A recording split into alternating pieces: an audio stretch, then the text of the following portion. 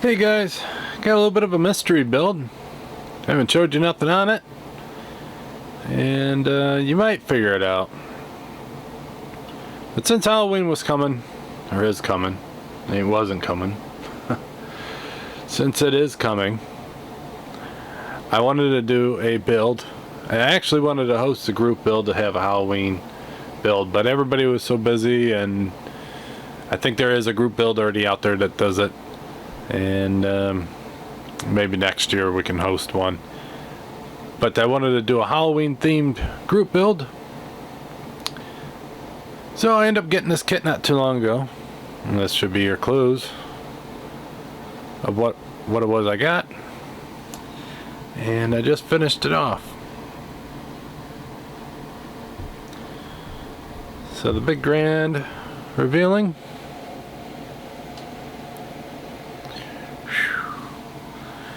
Is the Moebius kit. I think it was Moebius. The Grim Reaper. This was a lot of fun.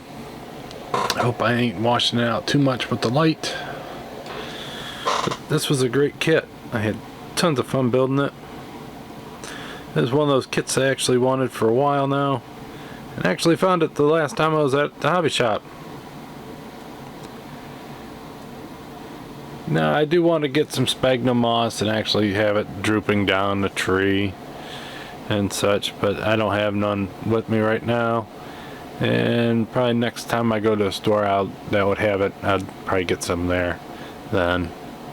But other than that, this thing is pretty much done.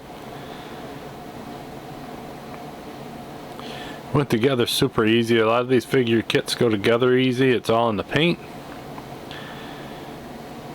And painting him was pretty easy as well. Let's get a little bit more close up to him. So I gave him a bunch of different directions of dry brushing, and in hopes of that would actually cause, texture of woven materials. And then on the edge I gave it a brown dirty look. And also over here, he's been around graveyards and collecting the dead. It's a dirty job. Somebody's got to do it though. His face was super easy to detail. I mean, you painted a dark color and then you do a white acrylic dry brush on it, and the details just pop. The details of his teeth and jawline and the upper brows and nose, I mean, they just pop out. Then you take a little bit of black paint and put in there, and then you do another dry brush over top. So that was pretty easy. My only gripe is the way his head went in. I wanted his head in after I had everything painted. It separated that top a little bit, so he kind of had to squeeze in there, and then the pins didn't really work as well after. So come down. There's an hourglass to tell you when the time is up. Now it was a clear piece, so I did not bond the two halves together. I just press fitted it.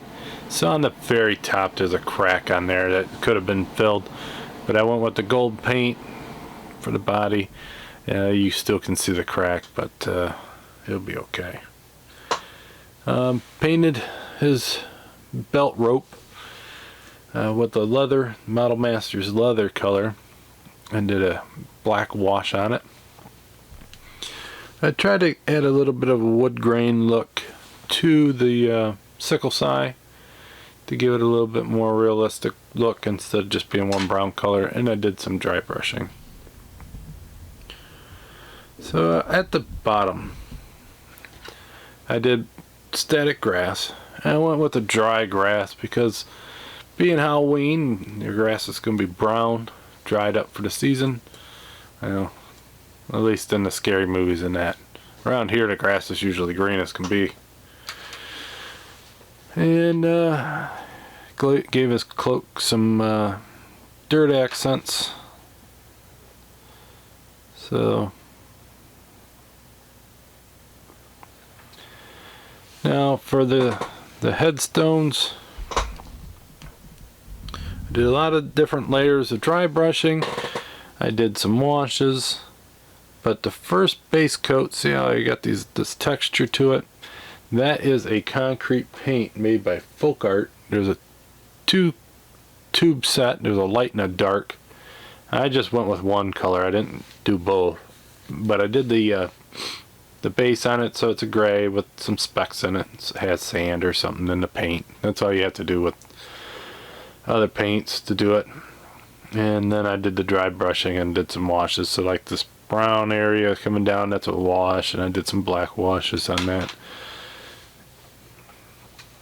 And then also on the other one, I did a bunch of weathering on that, trying to get it to look old and decrepit.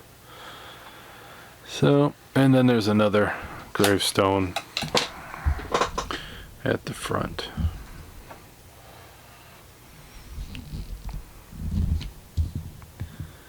And then that, I have none of the texture paint on the top. I just did a bunch of washes on it. And did some dry brushes and just kept the texture on the outer edge. I'm surprised they didn't have, you know, something to go here, some engravings or anything like that.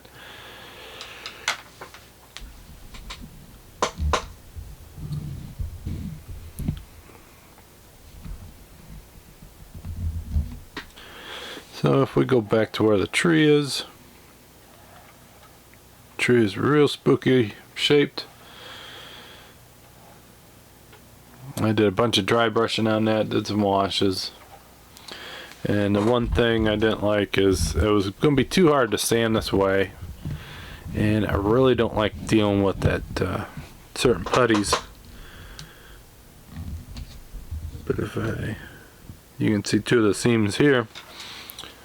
You can see the seam down here and the seam down there, or up there. And what I'm going to do is with that moss, I'm going to actually put that over those seams and put some out in the branches, so it's not just where the seams are. Have that drooping down. It'll kind of give it the, you know, the Halloween look of trees that they actually use or have down in New Orleans and such. So there he is. Better watch out. Your time might be up. The old Grim Reaper.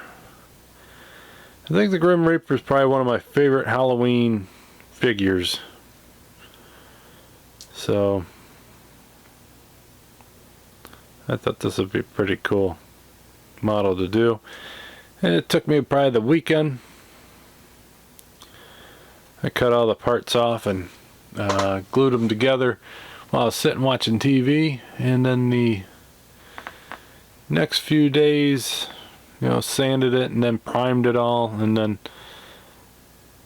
was able to dry brush the same day. So I was able to get a lot done in a very short amount of time. But great project, really enjoyed it. Let me know what you guys think. It's a little early for Halloween. I do have some other figures and buildings and all kinds of such that I just might do. So until the next video, guys, hope you have a great one, and see you later. Bye.